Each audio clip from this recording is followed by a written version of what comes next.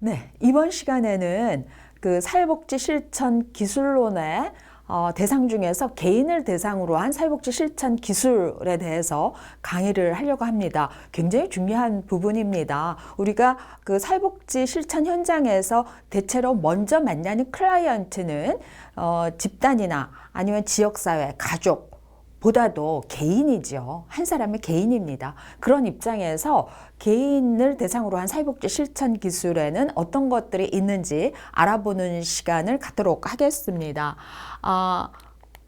따라서 첫 번째 시간 들어가기 전에 지난번 강의에서 배웠던 것을 정리해보면서 이번 시간하고 어떻게 연동이 되고 연관관계가 있는지를 살펴보려고 합니다. 지금까지 다양한 모델에 대해서 배워왔습니다. 그 중에서 지난 시간에는 동기 강화 모델에 대해서 배워왔었죠. 사회복지 현장에서 가장 유용하게 그리고 보편적으로 많이 쓰일 수 있는 모델이라고 제가 말씀을 드렸습니다.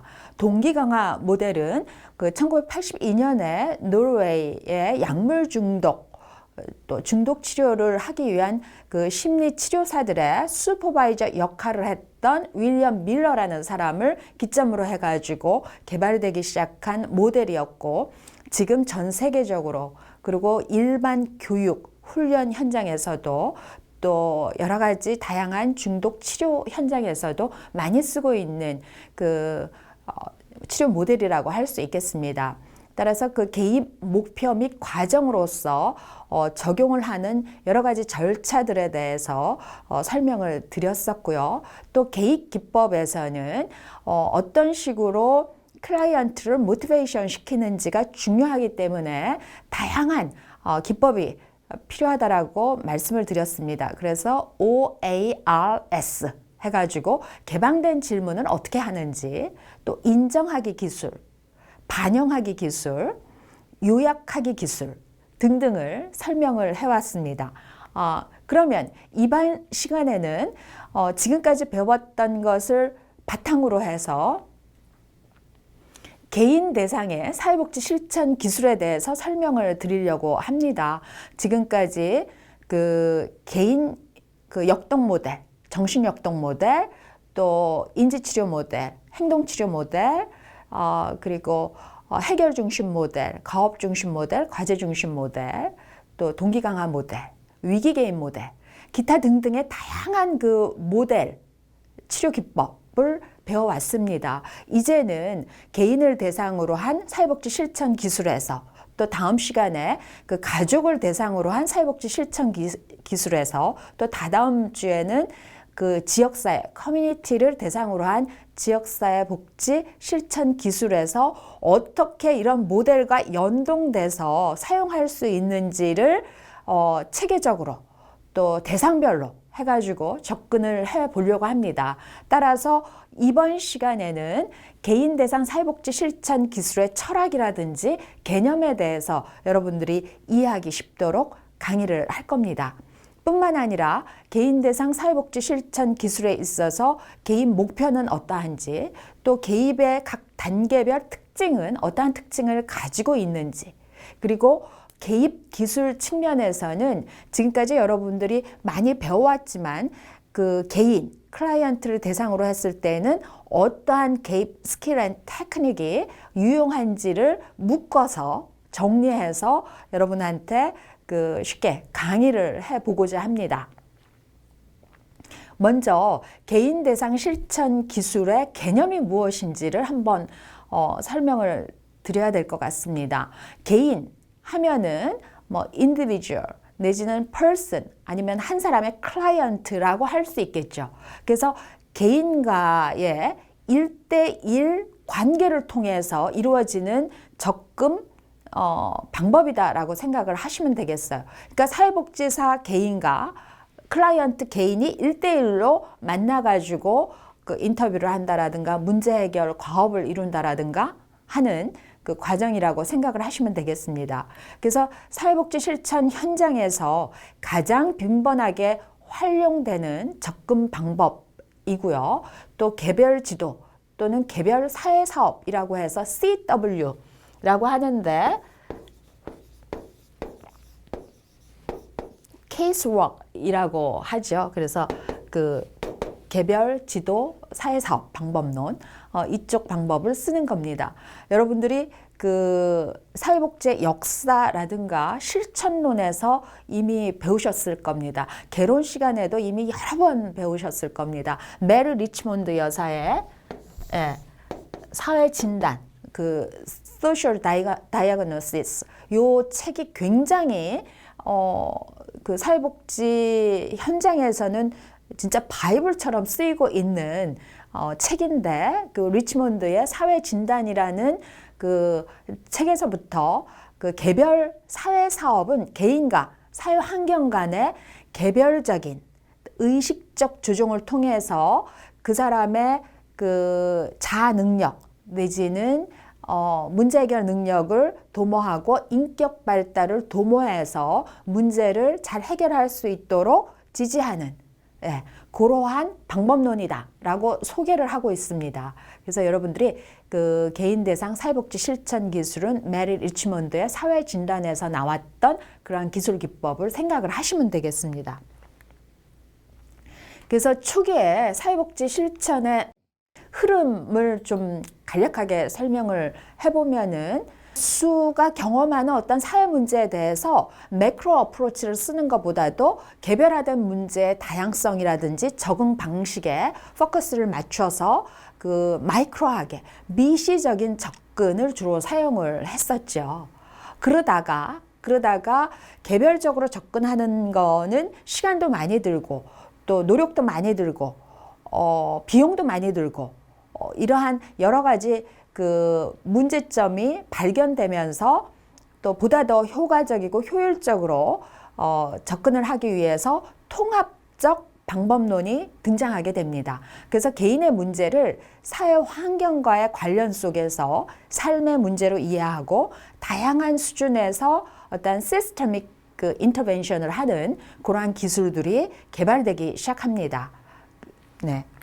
그래서 그 개념적 변화에 따라서 또 개인에 대한 심리 내적 적응이라든지 개입을 강조하는 아까 이야기했던 이 케이스웍에서 개인이라는 거는 같아요. 그렇지만 개인을 대상으로 하는 다양한 대상 체계의 수준을 강조하는 개인 대상 실천 기술, 그래서 인디비주얼을 강조하는 것으로 전환되고 있다. 케이스웍에서는 하나의 개인의 문제를 케이스라고 보는 거죠. 그래서 케이스 스터디를 한다라든가 케이스웍을 하지만 이 개인 대상의 실천 기술 기법에서는 사회복지 실천을 하는 데 있어서 개인이라는 하나의 체계와의 연동 수준, 체계를 강조한다라는 거죠. 그렇게 이해를 하시면 되겠습니다. 그래서 사회복지사와 클라이언트가 직접 1대1로 만나가지고 그 클라이언트와 함께 클라이언트의 문제나 욕구를 그 분석을 하는 겁니다. 어널리시스 해서 그 해결책을 모색하고 또 그 도와주는 그 원조를 실행하는 거죠. 돕는 그러한 과정을 실행해 나가는 여러 가지 절차라고 생각을 하시면 되겠습니다. 그래서 개인의 인격 존중을 전제로 한 전문적인 대인관계가 기반이 되어 있어야 됩니다. 그리고 클라이언트가 직면하고 있는 그 문제 상황을 분석하고 검토하고 또 클라이언트의 생활상의 니즈를 어떤 때는 조직적으로 어떤 때는 체계적으로 충족시켜 나가는 전문적인 사회복지 방법론이라고 딱 정의를 하시고 기억을 해주시기 바랍니다. 그래서 그 개인 대상 사회복지 실천 기술 개념에 그 일반적인 성격이 있는데 제가 7가지로 정리를 해봤습니다. 그 첫 번째로는 자기 스스로 해결하기 곤란한 문제를 가진 어떤 클라이언트 내지는 클라이언트 가족이 대상이 될 수가 있겠죠. 1대1입니다. 그렇지만 또 문제에 대한 과학적인 인식 그리고 이에 대한 전문적인 기술을 가진 누가 있어야 됩니까? 사회복지사인 전문가에 의해서 실시가 돼야 된다라는 겁니다. 세 번째로는 그 개별적으로 이루어지기 때문에 대상에 따라서 그 방법이 여러 면으로 달라질 수 있죠. 그 대상이 가지고 있는 문제에 따라서 달라질 수 있다는 겁니다. 네 번째로는 그 환경 적응하고 인격 성장 발달을 돕기 위해서 의식적인 노력이 지속적으로 이루어져야 된다는 겁니다. 그리고 다섯 번째로는 사회복지 실천가와 이용자와의 협동적인 인간관계가 중요시 된다는 겁니다. 여기에서 이용자라는 말이 나왔는데 유저, 그렇죠? 사용자, 이용자. 이 그 개인이 사회복지라는 서비스를 하나의 상품 내지는 소비자 내지는 이용하는 주권자로서 보는 그러한 개념.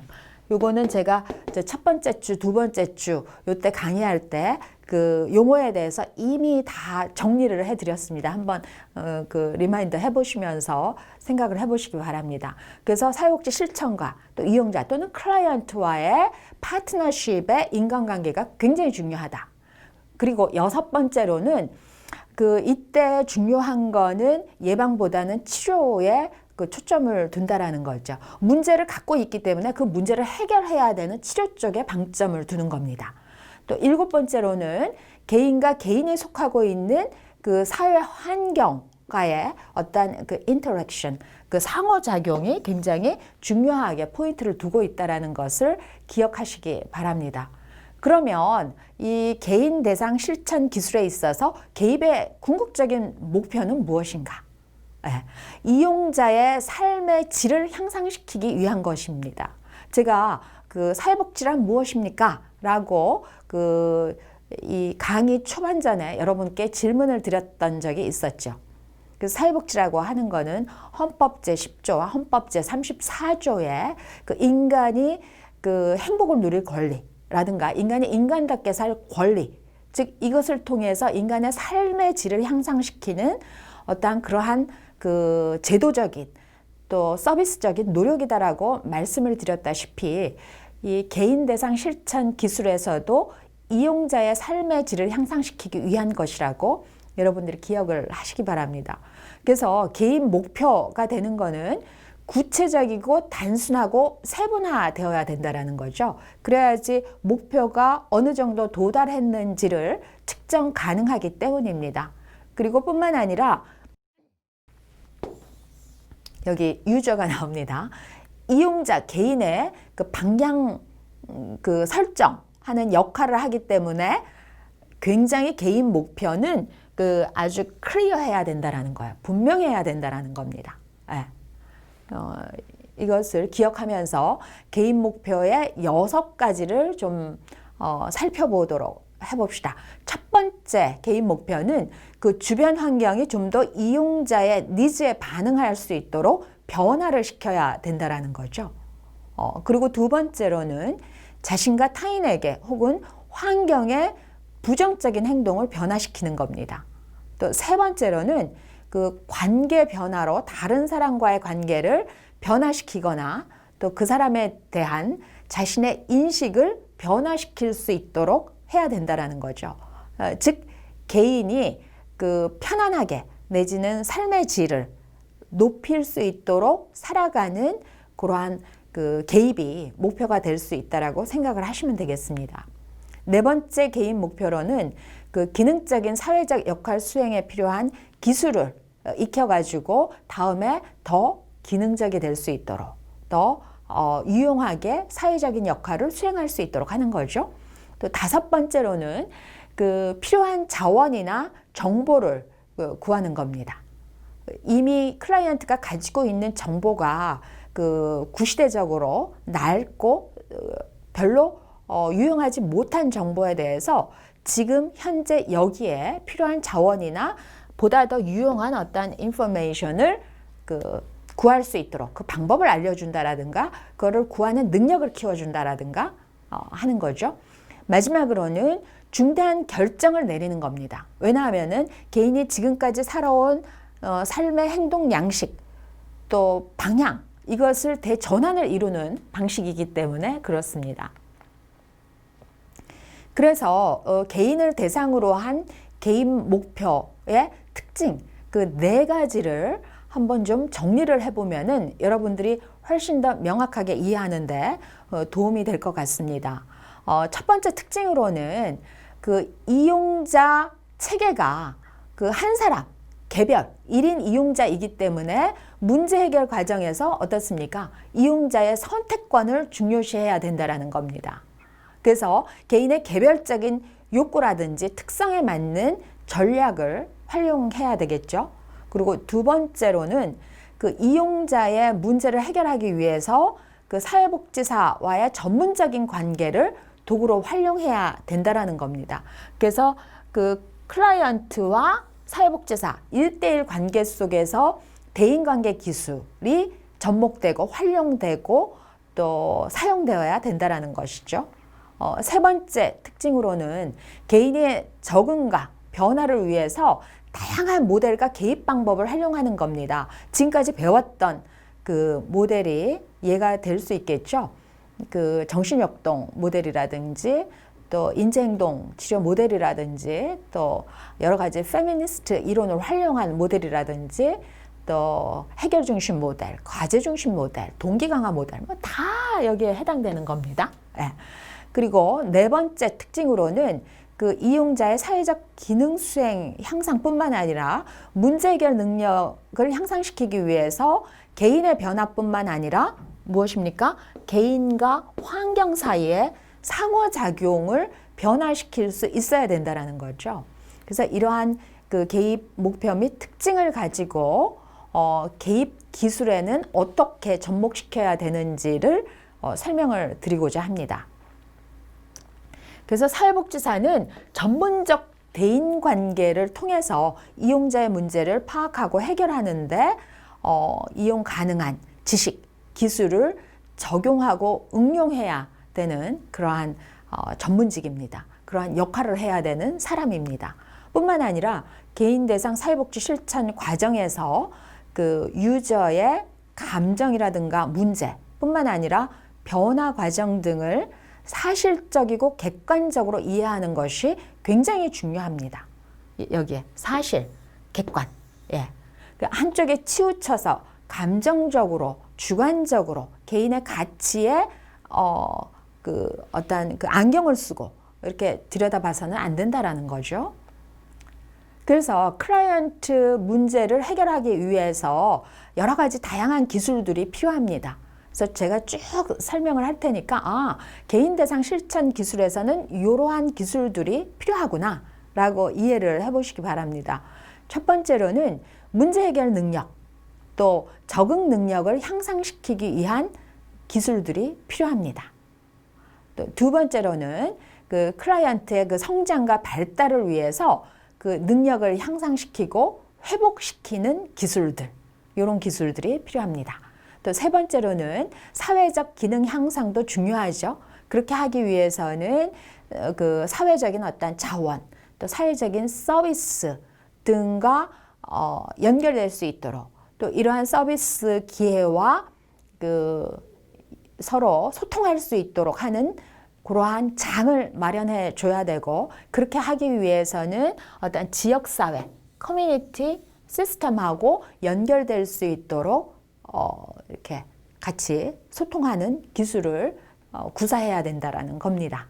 네 번째로는 그 사회복지사가 개인 대상 실천 기술을 사용하는 데 있어서 개인의 문제를 해결할 수 있게 하기 위한 굉장히 중요한 보편적인 가치일 수 있습니다. 최근에 사회적 정의 너무너무 중요하죠. 그리고 그 클라이언트의 그 권익 옹호라든지 회복을 위해서 소외된 사람들이 기회를 가질 수 있도록 돕는 기술이 필요합니다. 그리고 다섯 번째로는 그 지역사회 자원이라든지 서비스, 기회 등등을 제공하는 데 있어서 그 커뮤니티 시스템을 효과적으로 활용할 수 있고 그 기능을 향상시키는 기술을 가지고 있어야 됩니다. 그리고 마지막으로는 그 클라이언트 요구에 반응해서 새로운 서비스 개발이나 기존 서비스를 또 변경시키거나 개선시키거나 향상시킬 수 있도록 도모하는 개입 기술이 필요합니다. 이렇게 6가지를 딱 들어보니까 여러분들이 내가 사회복지사가 되면 어떻게 저걸 다 쓸 수가 있지?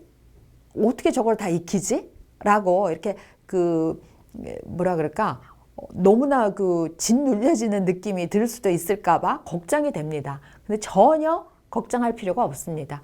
여러분들이 지금 하나하나 이론적으로 배우고 또 실습을 통해서 슈퍼비전을 받고 또 여러분들이 전문가로서 그 성장할 수 있도록 계속해서 교육과 훈련을 받는 시스템이 갖춰져 있고 또 그 하나의 모델, 하나의 기술들을 습득하면 그 다음 대상자 또 그 다음 모델하고 연결돼서 시너지 효과를 갖고 더 크게 더 유능하게 사용할 수 있도록 구성되어 있기 때문에 전혀 걱정하지 말고 함께 저와 함께 하면 됩니다.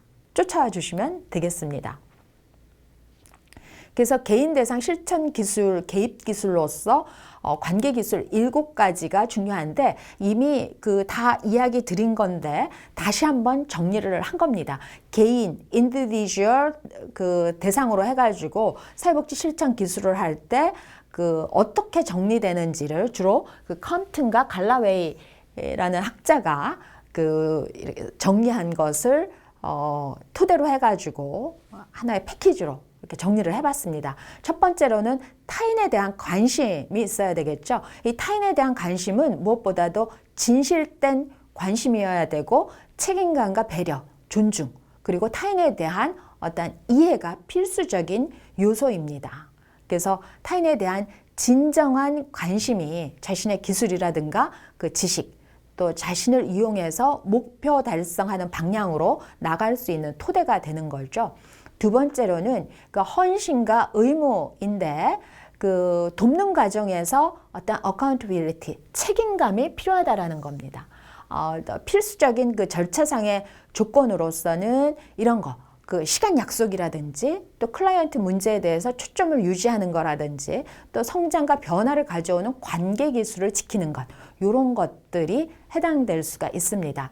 세 번째 기술로는 수용, acceptance 하는 건데 요거는 그 이용자가 어떠한 그 상황이든지 간에 그 자신의 감정과 사고에 대한 권리를 가진 독특한 어떠한 존재로서 개인으로서 배려하고 이용자에 대해서 관심과 인식, 또 주의 집중, 돕고자 하는 전문가로서의 열망, 진실된 염려 이런 것들이 다 버무려져서 그 사람에 대해서 한 행동보다도 그 사람 자신에 대한 수용을 전달하는 그러한 기술입니다.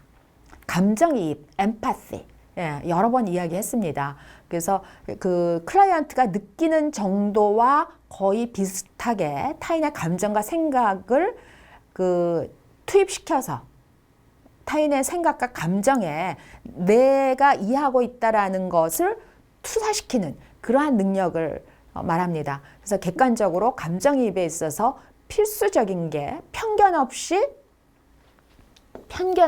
오해 없이 있는 그대로 클라이언트를 바라보는 능력입니다. 다섯 번째로는 권위와 권한인데 권위는 그 이용자와 기관에 의해서 사회복지사에게 위임된 권한을 의미하겠죠. 그래서 제도적 측면으로는 사회복지 기관 내에서 사회복지사의 위치와 기능으로부터 권위라고 말할 수 있고요. 심리적 측면으로서는 전문가인 사회복지사에게 그 정보와 조언을 구함으로써 이용자가 사회복지사에게 부여하는 그러한 권위라고 authority라고 이해를 하시면 되겠습니다.